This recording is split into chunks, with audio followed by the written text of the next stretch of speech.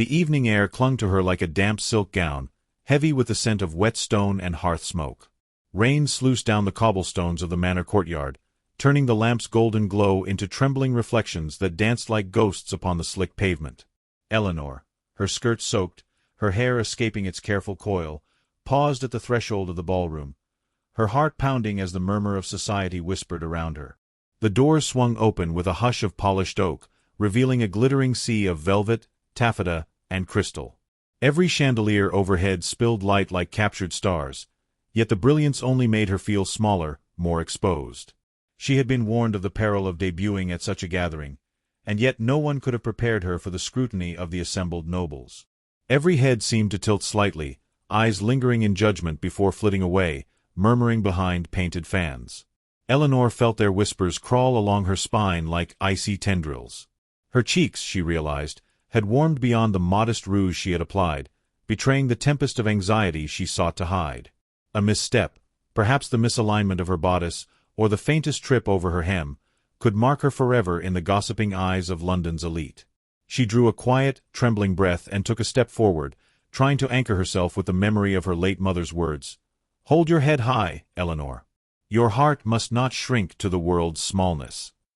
But the moment she passed the first cluster of ladies, one sharp-tongued matron's laugh cut through the music, thin as a whip. "How quaint," she said, tilting her head with a smile that did not reach her eyes, "to see a girl of her station attempting grandeur."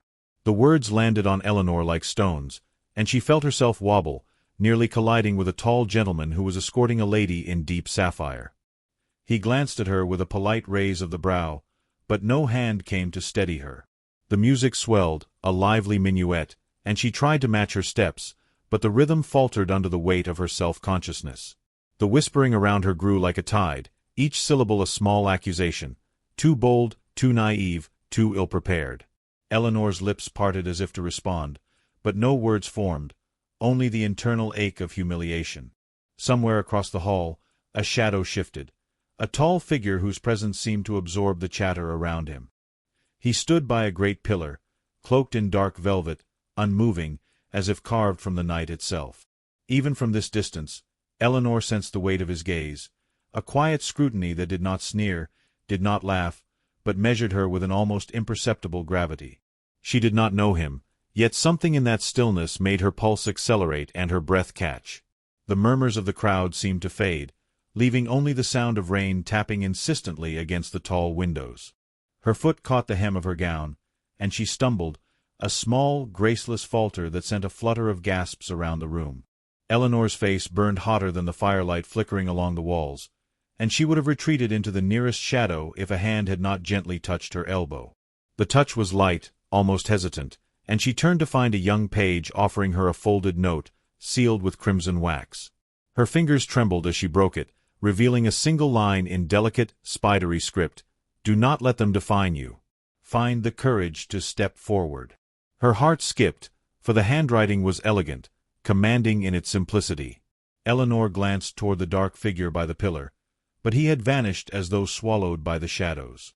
Panic and hope collided in her chest, an unfamiliar cocktail that made her knees quiver. Could it be for her? Could someone in this room, someone of power, see her not as a trivial subject of gossip, but as a woman worthy of attention? The thought both thrilled and terrified her, and she had no time to ponder further, for another matron swept past, her eyes sharp and lips curling. "You are far too forward, child," the woman whispered, though her voice carried, "and entirely out of place." Eleanor pressed the note to her chest, trying to summon her composure. She lifted her chin, as her mother had instructed, and allowed her gaze to meet those around her, not with arrogance, but with quiet determination. The whispers did not cease, but she noticed that some eyes lingered longer now, and a few even softened with curiosity rather than contempt. Still, the humiliation burned, a crimson blush against the fragile armor of her dignity. She remembered that this ballroom, with its chandeliers and mirrored walls, was a crucible of social warfare. Every gesture, every misstep, every whispered comment could cement her place in the world, or condemn her to its shadowed corners. And yet, for the first time, Eleanor felt the flicker of defiance. She would not simply retreat into the protective silence of her chambers. She would move forward, step by step, allowing the music to guide her, allowing the rain's relentless persistence to echo in her resolve. Even the eyes of the strangers, the murmurs of judgment, could not extinguish the spark that this mysterious note had ignited.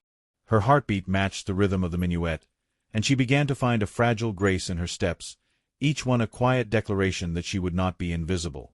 The shadow of the Duke, or whoever he was, haunted her periphery still, unseen yet palpably present. Every glance toward where he had stood brought a shiver of anticipation. The note was more than ink on parchment. It was a summons, a challenge, an unspoken promise. Eleanor felt herself standing at the precipice of a world she had never dared enter, a world where courage might yet carve her destiny out of rumor and reproach. And as the rain intensified outside, hammering against the stone walls like the urgent drum of fate itself, a sudden hush fell over the ballroom. The orchestra faltered for a breath, the whispering ceased, and Eleanor sensed a shift in the air, a charged expectancy, as if the room itself held its breath. Her heart pounded not from fear alone, but from the electric possibility that the unseen figure of the Duke was watching once more, preparing to intervene, to challenge the very rules that sought to bind them both. With a final, deliberate breath, Eleanor lifted her gaze, letting the note fall to her side, and stepped toward the center of the hall, where the world's eyes seemed to converge upon her alone. She did not know what awaited, only that the course had been set, and the storm, both within her and without, was only beginning to rage. A shadow moved along the balcony above, indistinct, and a faint whisper carried on the wind. "Do not close your eyes." Eleanor's pulse quickened, and a thrill of dread and hope intertwined. Someone, somewhere in this gilded, judgmental world, had marked her. The question that trembled on the edge of her mind, who and why, was answered only by the rain and the silence that followed, a silence that promised revelation, and perhaps danger, in equal measure. The morning following the ballroom debacle dawned with a brittle light, filtered through rain-laden clouds that hung low over the manor grounds. Eleanor sat by her window, the note still folded delicately in her hands, its wax seal cold against her palm. Outside, the garden was a mess of glistening petals, battered by the storm, and the hedges glistened with lingering droplets like tiny, defiant jewels. She traced the elegant lines of the ink with a fingertip, as though by doing so she might summon the hand that had written it. Every curve, every swirl, seemed deliberate, intentional, a whisper of danger and promise wrapped together. The words themselves, though simple, had stirred something unfamiliar, a longing to step into a world she had never dared imagine. A soft rap at the door drew her attention. It was the housemaid, carrying a small package tied with a ribbon of deep crimson, it scent faintly of roses. Eleanor's heart stuttered. The handwriting on the tag was unmistakable, matching that of the note. With trembling fingers, she untied the ribbon and lifted the lid. Inside lay a single object, unexpected in its simplicity yet startling in its implication. A silver locket, engraved with delicate vines, and inside, a miniature portrait of a young woman whose eyes seemed to hold the storm itself. Eleanor's breath caught. Who had placed this here? What did it mean? Before she could ponder further, a commotion stirred in the corridor.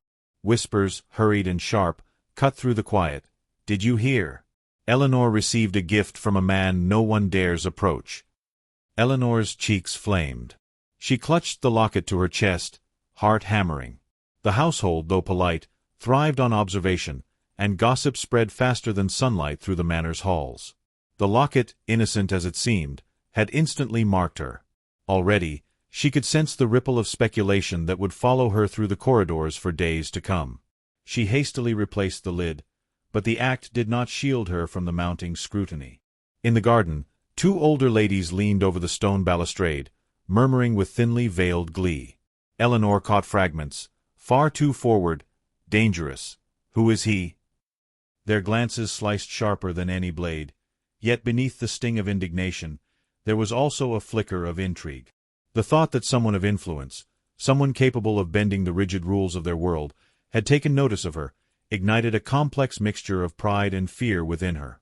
By noon, the rain had dwindled to a persistent drizzle.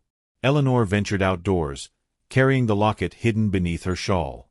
The gardens, still fragrant with the storm's wash, seemed to pulse with quiet life, roses drooping under the weight of water, cobblestones glistening, and the fountain sending silver arcs of water into the gray air.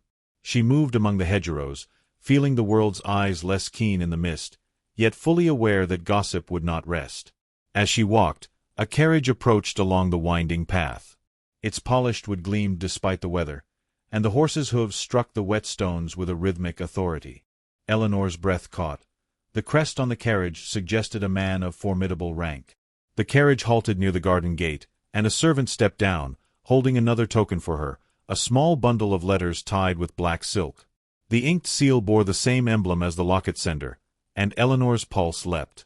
She retreated behind a rose arbor to open the first letter. Its words were measured, formal, yet threaded with intimacy. You have endured much already. The world seeks to define you, but only you may command your own heart. Meet me tonight, at the East Terrace, when the rain resumes its vigil. The instruction was precise, daring, and utterly scandalous. To meet with a man whose status alone demanded distance was perilous, and yet the lure of the unknown tightened its grip upon her. Eleanor felt a thrill of defiance she had never known, the first stirrings of agency in a life long dictated by propriety and expectation. The garden, the damp roses, the soft drizzle on her hair, all became part of a theater of possibility, each sensory detail a reminder that the world was broader and more dangerous than she had imagined. Even as the excitement swelled, Eleanor was not blind to the consequences. The letters were not merely invitations, they were provocations, challenges to the rigid order that had defined her existence. She could hear, in her mind, the soft whispers of scandal. A young lady consorting with one of the highest ranks, a mark upon her reputation forever. Yet, mingled with the fear was an undeniable allure, the attention of a man capable of bending rules, of acting outside the confines of societal expectation, promised a life touched by adventure, by passion, by something forbidden yet irresistible. That evening, Eleanor paced her chamber, the letters laid upon her writing desk like silent witnesses. The locket rested against her heart, a talisman of courage and curiosity. She imagined the Duke, or whoever orchestrated these gestures, standing under the rain-soaked terrace, waiting for her arrival, the droplets tracing the contours of his face, dark eyes catching the lantern light. The thought made her tremble, a mixture of anticipation and dread curling in her stomach. Each tick of the clock stretched time taut, every second thick with possibility.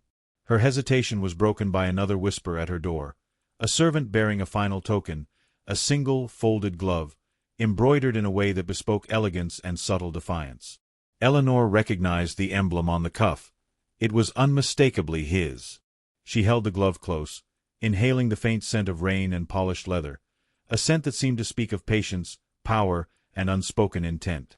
The room, with its flickering candlelight, seemed suddenly charged, every shadow deepening the tension, every flicker a prelude to revelation. The layers of scandal, curiosity, and desire interwove with her thoughts. The garden, the letters, the locket, the glove, they were not mere objects, but instruments of a drama far larger than herself. Eleanor realized that each token carried not only the Duke's attention, but the weight of society's scrutiny, and the perilous thrill of walking the line between propriety and passion. She felt the stirrings of courage grow within her, a fragile defiance that mirrored the storm beyond her window. As twilight approached, the rain began again, soft at first, then insistent, drumming against the roof like the beat of a hidden heart. Eleanor wrapped the locket and letters within her shawl, every fiber a shield against the cold drizzle. She moved toward the East Terrace, her footsteps quiet on the slick stones, each step a negotiation between fear and desire. The world felt simultaneously expansive and confining. Every hedge, every dripping rose, every shadowed column seemed to whisper secrets she was only beginning to understand. And then, as she reached the terrace, a figure emerged from the mist, tall, dark, and impossibly composed. His presence commanded the space without a word, the rain tracing rivulets along his coat, his gaze fixed upon her with quiet intensity. Eleanor's breath caught. The letters, the locket, the glove, all had led her to this precipice. The storm's wind caught the hem of her gown, lifting it as though to test her resolve.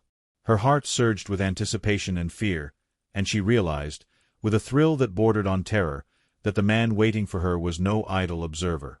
The terrace was slick with rain, the stone glowing dimly beneath the lanterns, each puddle reflecting the fragmented light like tiny, trembling stars. Eleanor's skirts clung to her calves, soaked through from the relentless drizzle, yet she did not move to retreat. The letters, the locket, the glove, all seemed to pulse in her pocket, tokens of a daring she had never known. She drew a breath, cold and sharp, and the scent of wet roses mingled with the distant smoke of the manor's hearth. Somewhere, in the hush of the evening, the soft drip of water from the roof echoed like the tick of some fateful clock. He emerged from the mist with the quiet authority of a man accustomed to command. The Duke. Eleanor had never seen him so close, and the magnitude of his presence stole her words before they could form. Rain clung to his dark coat, to the folds of his cloak, yet he appeared untouched, impervious, as if the storm obeyed him. His eyes, deep and unreadable, settled upon her with a gravity that sent tremors through her chest. In that gaze was neither mockery nor curiosity alone. It was an insistence that demanded attention, acknowledgment, and honesty. Eleanor felt simultaneously exposed and safe, as though she were standing on the edge of a precipice yet cradled by invisible hands. "You have come," he said, his voice low, smooth, and precise, carrying over the rain with a clarity that startled her. There was no flourish, no ceremony, just the undeniable weight of his attention. Eleanor swallowed, the words she had rehearsed vanishing in the gravity of his gaze. She began, faltering, and then paused. How could she speak in the presence of such a man, whose every motion seemed orchestrated, yet whose presence felt entirely her own? He stepped closer, not threatening, but measured, deliberate, as though each step charted the course of her heart. "You need not speak unless you wish it," he said softly. "I have observed much, and yet there are truths only you may share." Eleanor's pulse thundered in her ears. The garden behind them, with its rain-beaten roses and dripping hedges, seemed to shrink until only the terrace existed, only the two of them suspended in the storm's hush. Her fingers brushed the locket at her throat, and she felt its weight, a tangible reminder of the letters, the notes, the invisible chain drawing her into a world of audacious possibility. "I do not know what is expected of me," she whispered finally, her voice trembling not from cold, but from the strange thrill of confrontation. I do not know if I may trust what is given, or if it is a test, or some cruel amusement." He inclined his head slightly, the corner of his lips barely lifting, a shadow of a smile. "Trust is a currency of great risk," he said, "and yet it is the only one worth offering. I have broken rules, Eleanor, ones that would see a lesser man shamed, to speak with you here, to offer you these tokens, these gestures of my intent. They are more than games, more than amusement. They are the measure of a man willing to risk consequence for what he desires." She inhaled sharply. The audacity of his confession, so quietly spoken yet so absolute, struck her with equal parts fear and fascination. Every fiber of propriety, every lesson of restraint instilled since childhood, demanded that she look away, retreat, protect herself from the peril inherent in a connection with a man so exalted, so untouchable. Yet every nerve rebelled against prudence. Her lips parted again, this time with a shiver of recognition. "You speak of risk. For me." "Yes," he murmured. His eyes softened, yet their intensity remained, anchoring her attention. "I have watched you endure slights and whispers that would crush a lesser spirit. I have seen your courage flicker, faint yet persistent. And I would wager that even the most rigid laws and expectations cannot contain what the heart demands." Eleanor's hand trembled against the balustrade. To hear such words from a man of his station, spoken with such clarity and conviction, was a sensation beyond comprehension. She had always lived in a world of whispered judgments, veiled insults, and subtle threats, where her own agency was measured and limited. Yet here, beneath the rain and the gray sky, she felt the first stirrings of liberation, of self-possession. The tokens, the locket, the letters, the glove, were not merely offerings. They were invitations, challenges, and promises entwined. Her voice rose with a fragile courage, almost defiant. And yet, what of propriety? What of the eyes that watch every gesture, every step? He smiled faintly, enigmatic and precise. "Let them watch. Let them whisper. Rules exist for those who lack conviction. I have broken each one that would keep me from speaking to you. If you fear the world, then you will see me defy it. But if you dare to meet me here, then perhaps we may both discover truths that are otherwise forbidden." The rain intensified, drumming against the terrace with urgent insistence. Eleanor shivered. not from the cold, but from the intimacy of the moment, the weight of possibility pressing upon her. For the first time, she perceived the man before her not merely as a figure of status, but as one capable of extraordinary courage, daring, and vulnerability. The paradox thrilled her. How could one so composed, so commanding, reveal a longing so unguarded, so unabashed? She hesitated, the pull between propriety and desire nearly breaking her resolve. Then, with a deep, deliberate breath, she stepped forward, closing the distance between them. Her hand, trembling but resolute, brushed against his sleeve, not in expectation of comfort, but in acknowledgment of trust. His eyes softened, a fleeting vulnerability betraying the depth of his own risk. The storm, relentless outside, seemed to pause, granting them a brief reprieve from the world's judgment. I do not know if I am ready," she whispered, "but I will not deny the courage I feel in your presence." He inclined his head, the faintest shadow of relief crossing his features. "Courage is not the absence of fear," he said softly, "but the will to act despite it. Tonight, Eleanor, you have shown more than most ever dare. Know that whatever comes, I have chosen to stand with you, even when the world would demand otherwise." A sudden flash of lightning illuminated the terrace, casting shadows that flickered like phantoms around them. Eleanor felt her heart lurch as a sliver of understanding pierced the veil of mystery surrounding him. This man, this duke, this enigma, had orchestrated each gesture, each token, each subtle test of courage. Every note, every scandalous suggestion, every hidden meeting had been designed to draw her forward, to test the strength of her own heart. And now, beneath the relentless rainfall, she understood the gravity of her position. To step further would not only defy social convention, but would demand a surrender of herself, an opening of heart and mind that might leave her vulnerable in ways she had never imagined. Yet the allure was undeniable. The promise of intimacy, of recognition, of connection, shone through the storm with a clarity that made every risk seem bearable, even essential.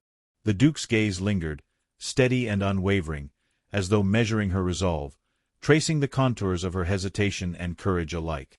Eleanor's breath caught once more, the storm and the moment converging into a single, palpable tension. The soft patter of rain was now a symphony of possibility, urging her toward revelation. She dared not speak. The rain had eased to a fine mist, draping the estate in a pearlescent haze that blurred the edges of reality. Lanterns hung from wrought iron brackets, casting a trembling glow upon the stone terraces, while the distant chimneys wove ribbons of smoke into the gray sky. Eleanor's breath caught with each step she took across the slick cobblestones, the locket still resting against her chest, letters and gloves carefully hidden within the folds of her gown.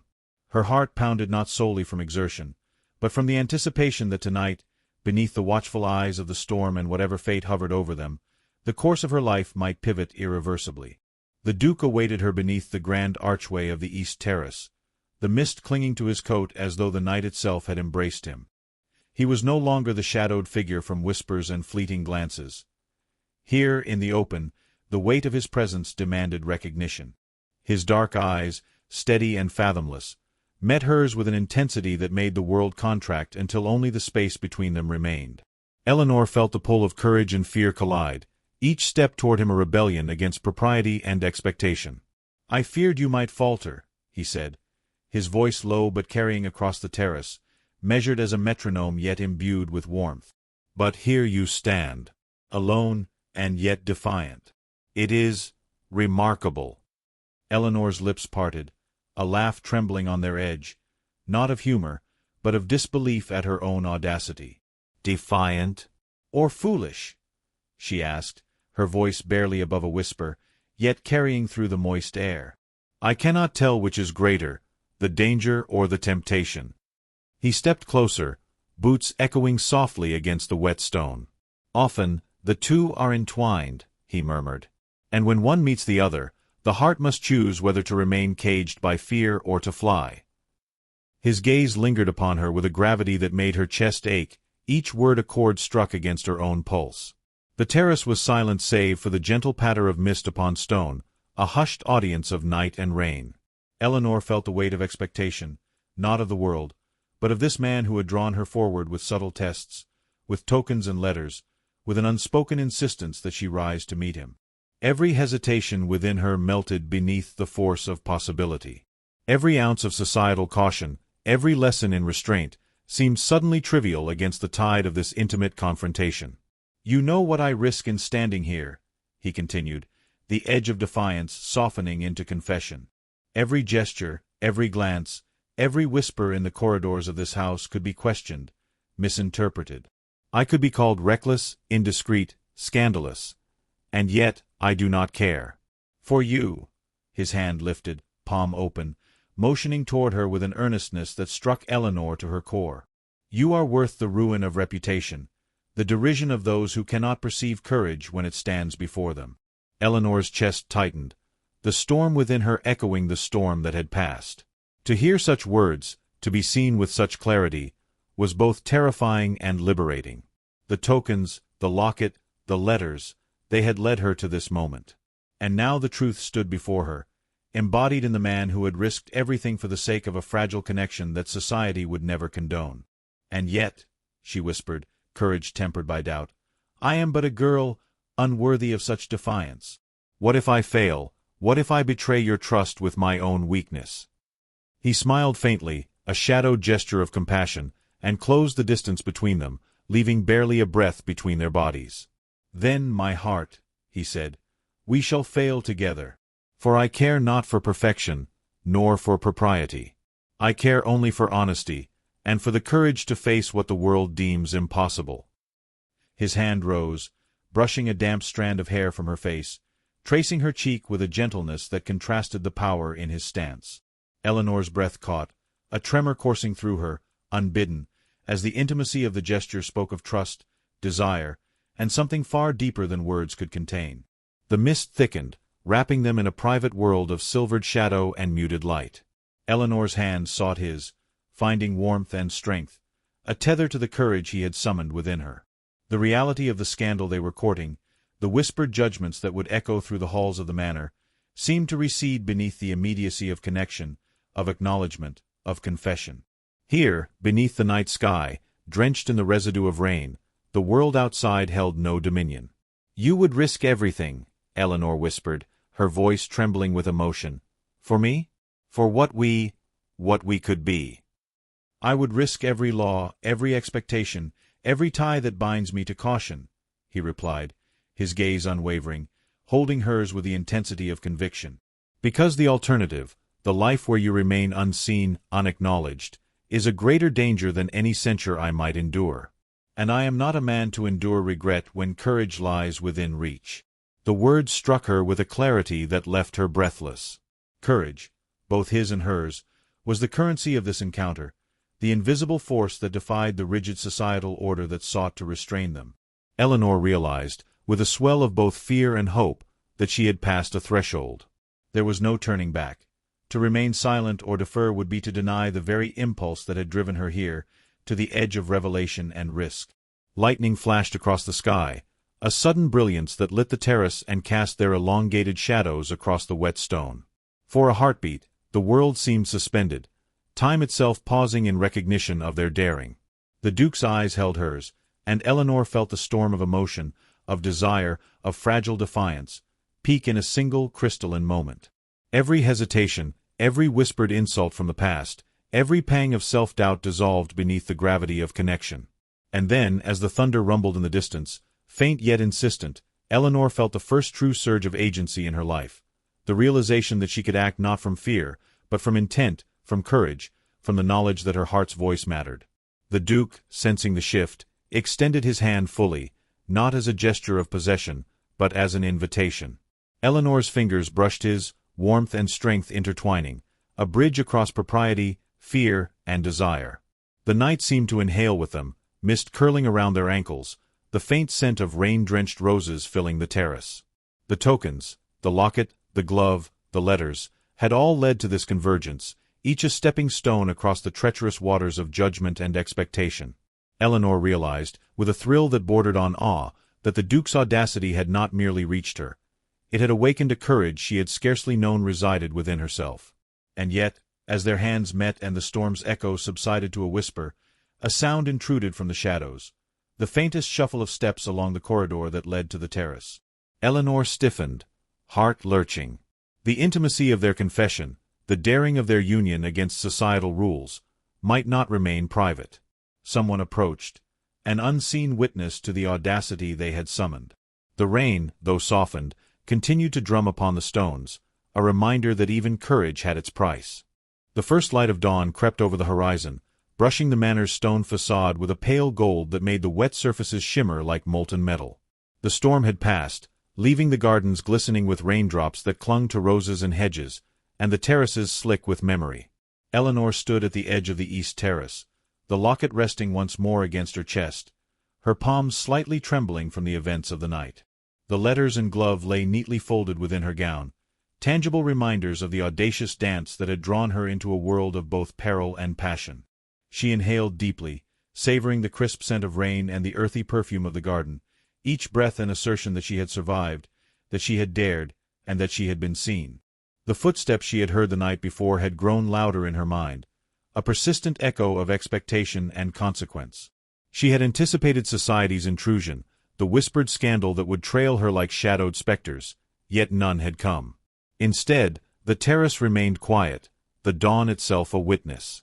And then, from the misted path below, a carriage approached, its polished wood gleaming in the early light, horses striking the stone with a measured authority. Eleanor's heart quickened, not with fear, but with the thrill of certainty. He had come. The Duke descended the terrace steps with the measured grace of a man who knew that every gesture mattered, every glance held weight. Rain clung to his coat still, though the storm had softened, droplets shimmering in the soft dawn light. His eyes, dark and fathomless, sought hers immediately, and Eleanor felt the magnetic pull she had known from the first note, from the first glance, intensify until it seemed to encompass every corner of her being. He was no longer a distant figure of intrigue. He was here, fully present, audacious and unyielding, a man who had broken every rule for the fragile, relentless pull of affection. "You have come," he said, voice low yet carrying across the terrace like a vow, "and with it you have chosen courage over caution.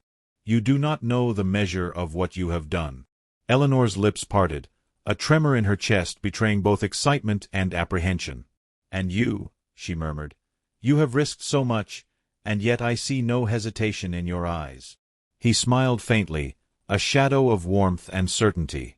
"Hesitation is a luxury I cannot afford, not for you, nor for the truth of what I feel. Tonight, yesterday, every act that led us here was a declaration, Eleanor. I have defied expectation, reputation, every law of propriety, because to leave things unsaid would be an affront to the courage I see in you." Her heart swelled at his words, a tide of emotion that made her breath catch. She had endured humiliation, whispers, and social scrutiny, yet all of it now seemed distant, a backdrop to the stark reality of this declaration. The Duke's audacity, his willingness to stake honor and reputation for her sake, filled her with both awe and longing. She had always thought courage was a thing that belonged to others, men of title and command. Yet here, she realized, courage was a shared endeavor, a fragile yet unyielding thread that bound two hearts against the world.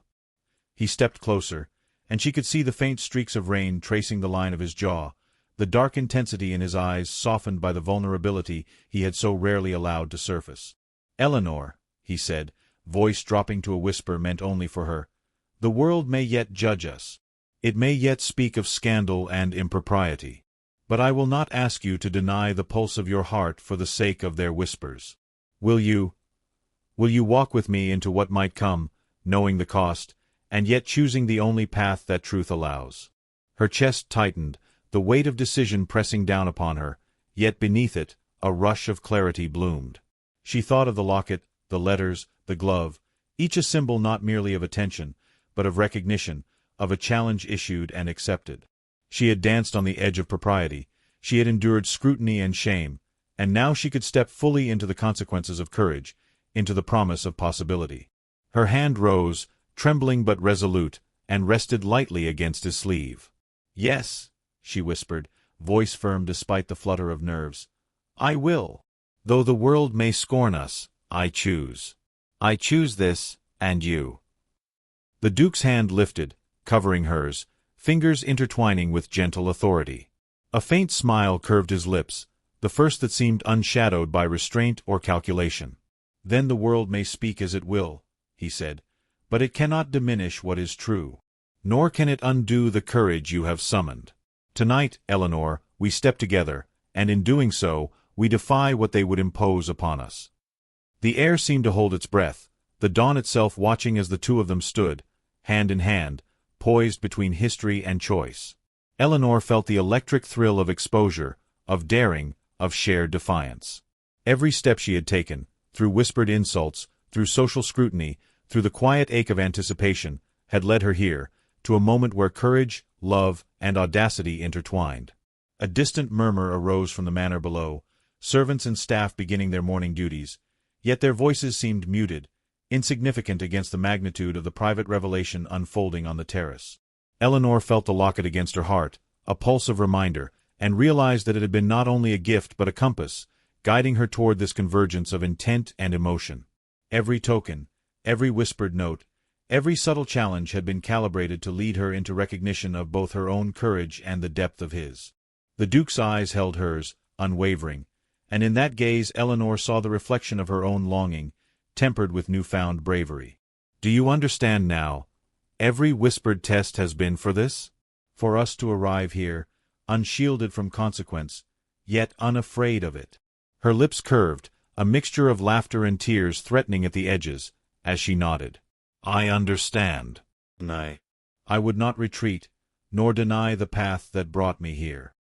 He inclined his head, and for the first time, Eleanor saw the faintest tremor of relief pass over his features, a crack in the veneer of composure that made him human, tangible, achingly present. Together, they stepped toward the edge of the terrace, the mist curling about their ankles like an obedient audience, and Eleanor realized that the moment was not merely one of triumph, but of irrevocable transformation.